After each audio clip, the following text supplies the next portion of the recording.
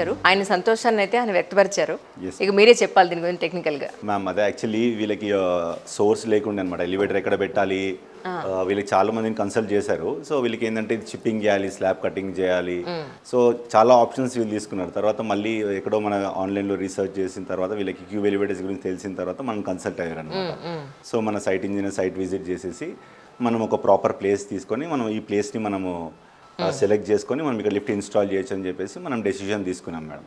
So ఇక్కడ మనం వచ్చేసి ఇక్కడ 4x5 షాఫ్ట్ మెజర్మెంట్స్ తీసుకొని మనము స్ట్రక్చర్ ఎలివేటర్ని మనం ఇక్కడ పెట్టడం జరిగింది అనమాట.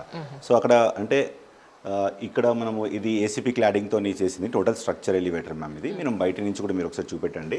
యాజ్ పర్ మనకి కలర్స్ కూడా మనకి ఎట్లా బిల్డింగ్కి సంబంధించిన డిజైన్ కలర్స్ యాక్చువల్లీ ఎలాంటి కావాలంటే కస్టమైజ్ చేసుకోవచ్చు అనమాట. అంటే బిల్డింగ్కి సంబంధించిన ఎలాంటి కలర్స్ అయినా సరే మ్యాచ్ చేసుకొని మనం ఆ కలర్స్ ఇవ్వచ్చు. ఇప్పుడు మనం చూసినట్టయితే బిల్డింగ్లో ఫస్ట్ ఫ్లోర్ సెకండ్ ఫ్లోర్లో కూడా వాళ్ళకి వుడెన్ కలర్ వస్తుంది. సో ఆ కలర్ మ్యాచ్ అయ్యేలాగా మనం ఇది ఇచ్చామన్నమాట.